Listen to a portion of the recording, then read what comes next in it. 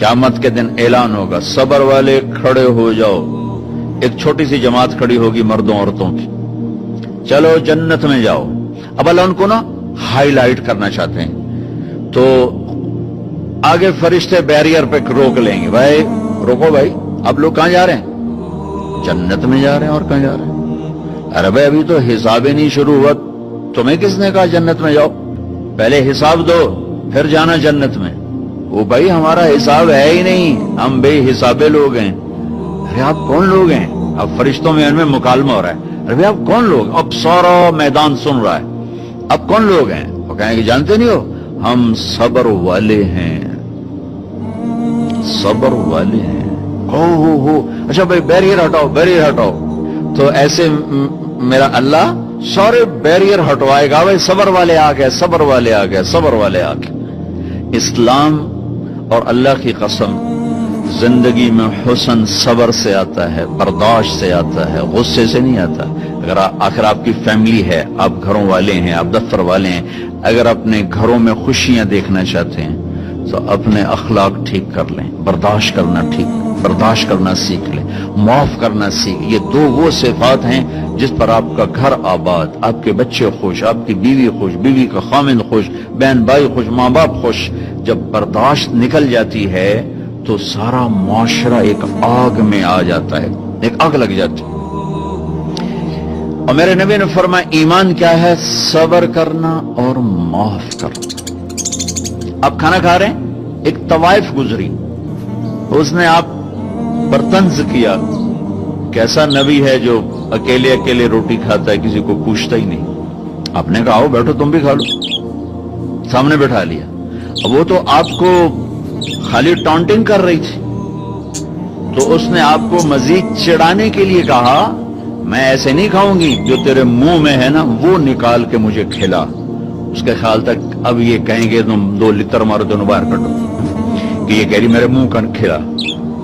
और होना भी यही चाहिए कि कैसी बदतमीज औरत है, कह रही जो तेरे मुंह में वो मुझे निकाल के खिला। पर मैं अपने नबी के अखलाक पे कुर्बान जाऊं। आपने कहा मैं हाजिर हूं। वो जो नवाला मुंह में था वही आपने निकाला और अपने हाथों से उसके मुंह में डाल दिया।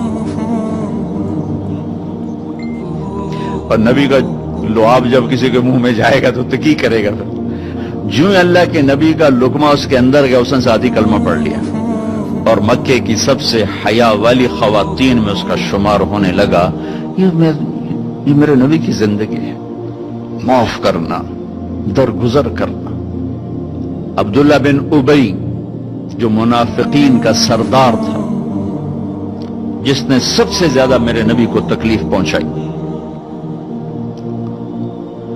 अल्लाह के नबी पानी पी रहे थे, उनके बेटे ने कहा या रसूल अल्लाह थोड़ा पानी बचा दें। उनका बेटे पक्के मुसलमान थे। क्या करोगे? कहा मेरा बाप शायद पी के मुसलमान हो जाए। हमें कह लो, वो गिलास लेकर आए, अब्बा ये पानी पी लो। क्या है? तो अल्लाह के नबी का बचा हुआ पानी है, पी ले, शायद तेरे अंदर ईमान आ जाए। कहने लगा जाओ वहां से किसी का पेशाब ले आओ, मैं वो पी लूंगा, ये नहीं पीऊंगा।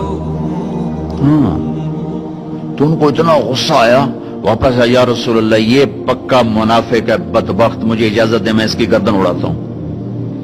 आपने कहा तेरा बाप है, जाओ उसकी खिदमत कर। हमारा इस्लाम सिर्फ नमाज रोजे तक आ गया, बस हज उमरा नमाज, हज उमरा नमाज, जिक्र तिलावत बहुत आला चीज है, अल्लाह का शुक्र है। बाज मुल्क ऐसे बेचारों को पता नहीं नमाज क्या है। पहला सवाल था इस्लाम क्या है? इतामुत ताम वतीबुल कलाम, मीठा बोल। ईमान क्या है?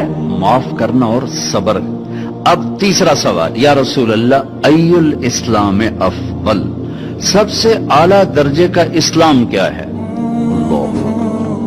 कितने इस्लाम के खूबसूरत अमाल हैं, नमाज, रोजा, तहज्जुद, तबलीग, जिक्र, तिलावत, हज, उम्रे, जिहाद, कितना कुछ है। आपने फरमाया जो हाथ और जबान से किसी को तकलीफ ना पहुंचाए वो सबसे आला दर्जे का मुसलमान। सबसे आला दर्जे का इस्लाम क्या है? कि हाथ और जबान से किसी को तकलीफ ना पहुंचाए। जिंदगी भर मेरे नबी ने किसी को थप्पड़ नहीं मारा, किसी को जबान से ऐसा जुमला नहीं फरमाया जिससे वो कहे जी मेरा दिल टूट गया, मेरा दिल तोड़ दे। क्योंकि जबान का बोल ऐसी बला है कि नबी के भी जिगर के पार हो जाता।